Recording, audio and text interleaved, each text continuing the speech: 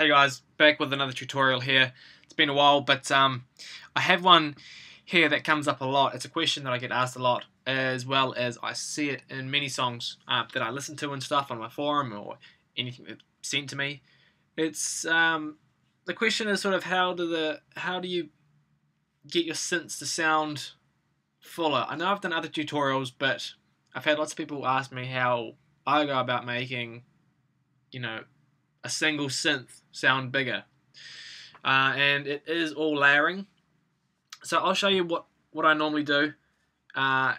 It's sort of to do with like adding the low end and adding a high end with a sub and a synth above. So for example, here is just something I've just done very quickly right now. So it's just a simple bass and massive here. Just one oscillator with a few effects here and some stuff, like it's been made a little bit wider, bit crusher. Those two aren't actually on, but the mod osc is on through a screen filter. So just a standard bassline sound. Okay, so what I would normally do is, say that was a bass line or part of a complexo loop or bass line for a song, or you wanted that bass line to be like the main synth, as in if you've got your drums playing, that's pretty much the only synth that's playing with the drums, and you want it to sound big. So what I do is nowadays I don't sort of use a different type of synth and then bring in and try and make a sub bass from that.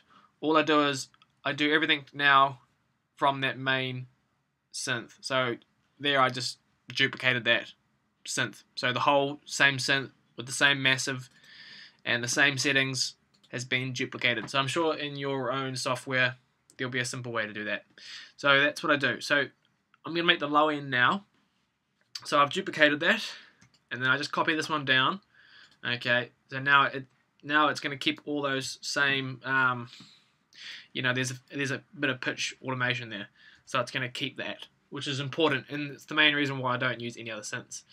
So I've got this now. Then I open up massive. So first of all, what I want to do is with my sub bass, I'm going to make it a mono synth.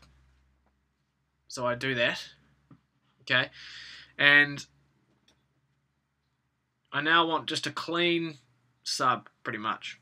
So what I normally do in my subs, I hope I can. I'm not using my monitors with this, so hopefully it all turns out alright.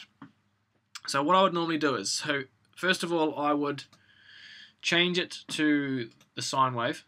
So bring it across here till it's the sine wave. I'll take off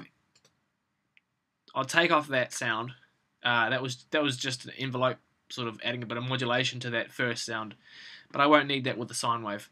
Okay, so I've changed it to a sine wave, and then I turn off the modulation oscillator, and then I turn off the bit crusher. So these are all off, and then I turn the screen filter because I don't want any of these extra harmonics being added to my sub. I'm going to keep it clean as possible. You can use a low pass 4, so bring the resonance down. Okay, bring the like I say, even if I played it here right now, I can hardly even hear that. I don't know if anyone else can. I think so. Okay, so and then what I would then do is I would go across these effects and I'd turn them all off. Okay, and then I would go to the voicing. Oh wait, yeah. So I'd go to the voicing, and I'd put that down to just 1, and so that means that the sound would go from being, originally the sound was really wide, but now it's just going to be straight down the center. And I'm pretty sure that is that. So what I would do now is I would listen to it. I don't know that anyone can hear that. But then I would also go in here, I would bring up an EQ, bring it down to whatever, 28, something like that. because that stuff is inaudible, so don't worry about that. And then I would bring in a high cut somewhere about there.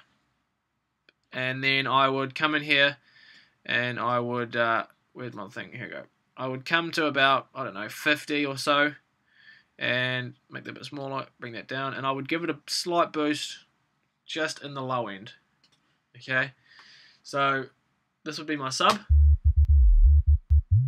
And then with the main bass, and I'll take the sub out. And back in. Like I say, I can't hear through my monitors, I'm just through my MacBook speakers, so it's awful, so I can't tell. But usually, obviously, you can go into your mixer here, and you can play with your levels and balance out your sub. So once I have the low end done, and I want to get the synth even bigger so it fills up, the whole space, because this is going to be my main sound. So I would just call this on sub, get it out of the way. Okay, so I go back to my main bass, and I would duplicate that again. Okay, again with the MIDI. Okay, so this is going to be my higher sound. So again, what I would do is I'd open up Massive. I would I'd make it an octave higher, so I leave all the other settings the same at the moment. I'd make it 1 octave higher, and I would do the same down here in the modulation oscillator, like so. So what's that sound like now? Okay, cool. And then I often, just to change up the phasing of the oscillator, I would often just change, I can change something as simple as I'll just change this parameter here, or this one here, or often I'll go down to the bit crusher and I'll maybe put a sine shaper, something like that. What have we got now?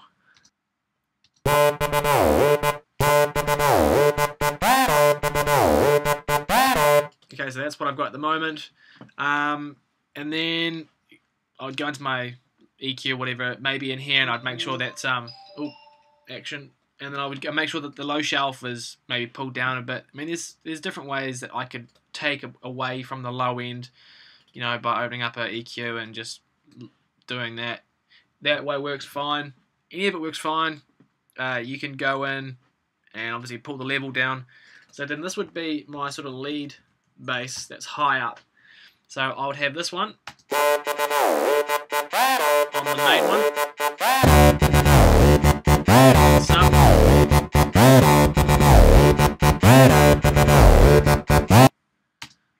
Okay, and that's how I would do it. So the sub I make very clean. Basically, it's a sine wave, but because I've duplicated it from the main one, any of the pitch automation or any of that kind of stuff that you've actually built in here to your MIDI clip, any modulation that you've got in these is going to be transferred. And then the lead bass, all I kind of do is I'll either make it usually an octave higher. Oh wait, I forgot to tell you, with the lead bass, I will always go in here and I'll make it as wide as possible, so it sits really wide on my speakers. Yeah, so if you go in there and put that to the edge, make sure it's on 2, at least 2. It makes the sound very, very wide, so it sits a bit wider than this main bass, because the main bass wasn't quite at the edge of the speakers. So yeah, the lead bass I would have a lot higher, like an octave higher. Change a few things. Maybe this lead bass now, I could go in there and I could really give it some distortion, because I wouldn't have to worry about the low end being caught up in the nastiness. So that's how I would do it.